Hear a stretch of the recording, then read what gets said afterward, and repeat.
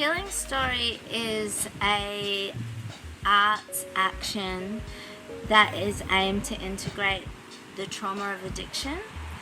This year I really wanted to deliver it in a way that was really mindful of that process, not just for clients but for staff and for families, that being in a world that works with addiction and working with people who are suffering a lot of the pain of addiction, we're all affected.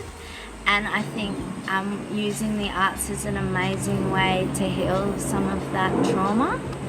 I delivered this year's ritual with a focus on neurobiology of trauma, child and adolescent development, attachment theory and mindfulness.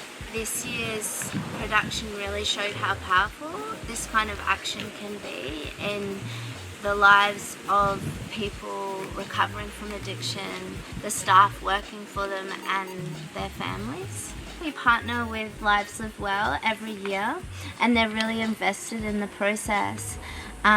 But we work with the clients for maybe 10 to 12 sessions over 6 weeks. We first of all met with the residents in Mirakai, which is a drug and alcohol treatment centre, once a week, and they really took to the art form. They were really focused on telling their stories and finding symbolism to show their process of change. We worked across 3 stages. So the 3 stages that we chose to work on also match the stages for trauma integration. So we stayed a lot in the first stage, which is about safety and stabilization, and we used theatre, practice and body work to experience what it's like to get heightened and then come back to calm, what it's like to notice your environment, what it's like to connect with people, what happens in your body when you make different movements. And we spent the whole time in phase 1, but we layered phase 2 and phase 3 over the top. Phase 2 was about coming to terms with traumatic memory.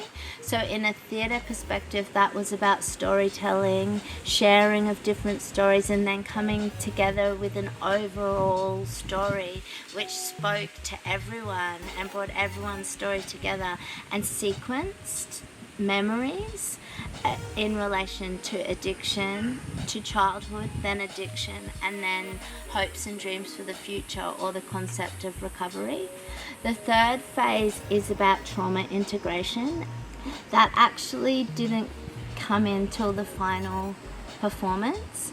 So the process of going through the storytelling and feeling connected and being together in unity and feeling the story in their bodies was stage 3, trauma integration. And then also I really noticed that it was very effective because we also did the debrief in this phase afterwards. And what I noticed this year was the participants were really integrating their experiences into their life. So they were noting how the feelings of being able to achieve a sense of mindfulness, being able to feel validated, being able to be attuned to the experiences of their family and their peers were all things that they then felt that they had the skills to then integrate into their lives.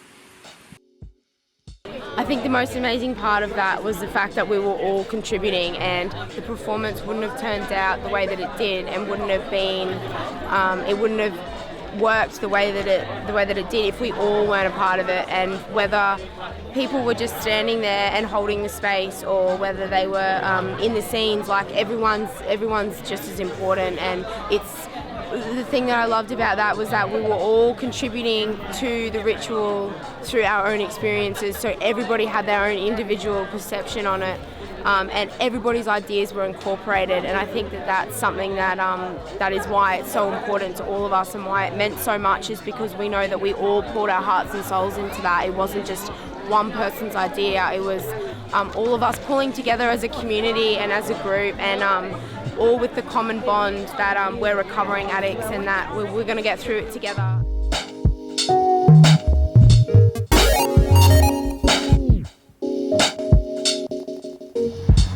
The whole process for me was really daunting. I get really severe stage fright, and I didn't want to get involved in any of it. I was really reluctant to participate in it, and then I just thought the only way to get over this anxiety was to just throw myself in almost every single scene, and so I did, and started to lose some of the anxiety and just get lost in the feeling of the ritual and the movements that we made, and the big night came, and yeah, it really surprised me how much we felt in it. We all felt as a group, these really strong emotions that we've probably been holding down for a while, and I thought that was really amazing. And the stage fright just disappeared, the audience disappeared, and it was just us standing there feeling the moment.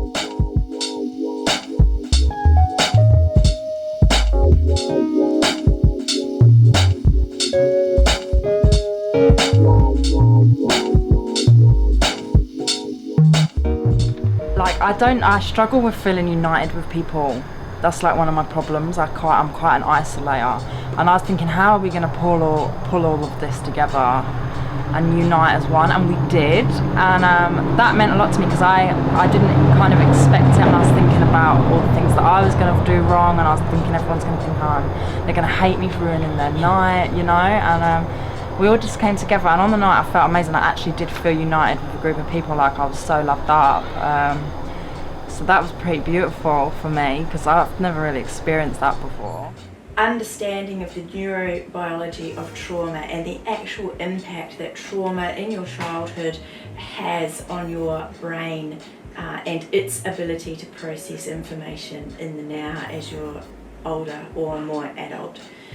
The attachment theory and the understanding that people need to be working from a secure base before they feel brave enough to step outside and explore the world, and they have to feel confident that they have somewhere safe to come back to sort of debrief and understand what that exploration has taught them.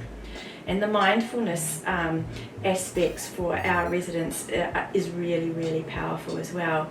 Our residents tend to operate in the future, I want, or often get stuck back in the past. This is how it was, this is how it will always be, and are not very here and now, present focused. Let's just experience, be curious, be open, and see what happens. So for Libby to bring this theoretical knowledge and share that with the residents, and to practice from that place, and to try and get the residents to experience and understand that as well. That's one of the most valuable parts for me of this project. A really good part about the residents having the opportunity to embody this ritual is about somatic healing. There's a lot of research coming out now that our body holds trauma, and that means we hold ourselves and we act and we be in specific ways. By giving the residents the opportunity to go through this narrative and this story, they actually got to move their bodies in different ways, and hopefully that allows things to be let go of, literally and physically, and that then allows and creates change in people. From Libby's perspective, and trying to teach the residents, is having an accepting and non-judgmental stance for whatever comes up in the moment, to be okay with that, and to not have to judge it. It's not good and it's not bad, it just is. And for many of our residents, that aspect of judgment, being an addict in our society, is a very judged place to be. So to actually practice not judging in and of themselves, but just to allow whatever came up, that was a really important process, I think, for residents.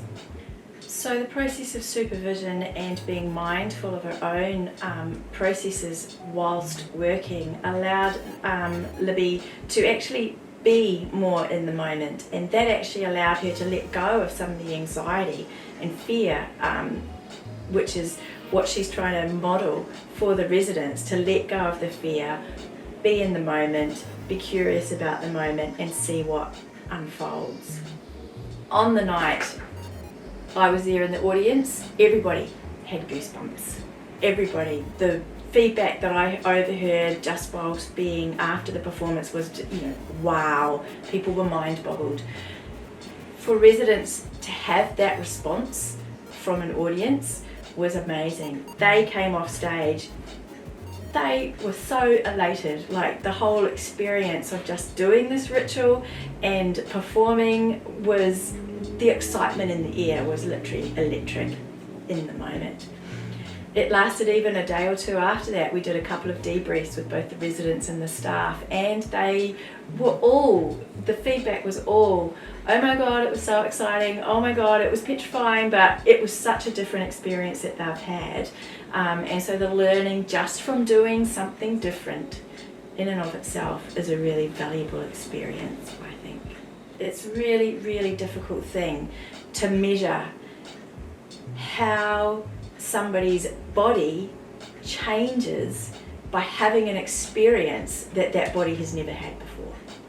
It might not even be able to put into words. It potentially isn't measured on a pencil and paper, rated on a 0 to 5 scale.